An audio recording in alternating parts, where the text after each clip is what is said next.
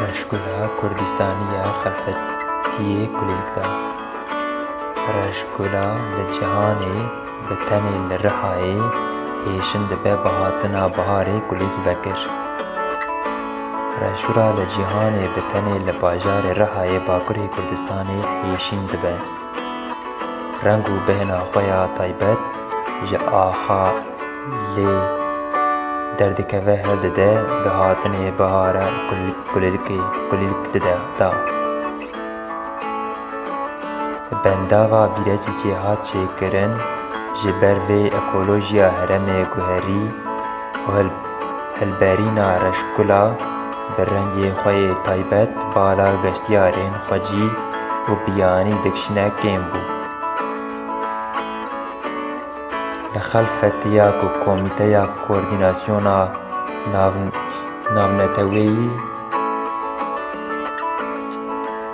Kitaslova di sala 2013 di tevlî tora bajarên aram kiribû û bi sazîbûna xwe ya dîrokiya mîstîk û tebîata xwe bala geştyarê xwecî û biyanî dikişîne ji bo Reşgul zêde hêşîn bikin, dest bi xebatan kirin. Ji bo ku ziyaretvan bibînin bi taybetî li serayê li Rexê çên û gelek ciyên navçeyê şit lên Reşgulê datînin û ev jî bala ziyaretvanan dikişîne.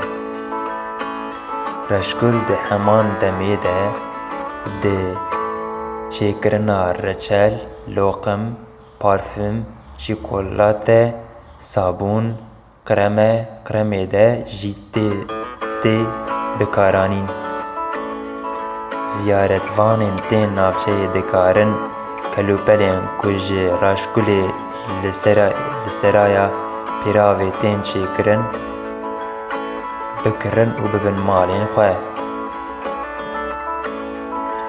Serokê Şarederiya Xelfetiyê Şeref Albayrak diyar kir ku gulên reşên li dinyayê bi tenê li xelfetiyê hêşîn dibin û di televîzyon û pirtûkan de dibin mijar di bihar û payîzê de kulîlkên reş vedikin û ha pêdeçû.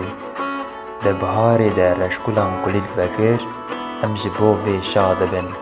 Lewra di vê heyamê de qerebalixîya ziyaretvanan çêdibe û ziyaretvan dixwazin Reşgulan bibînin.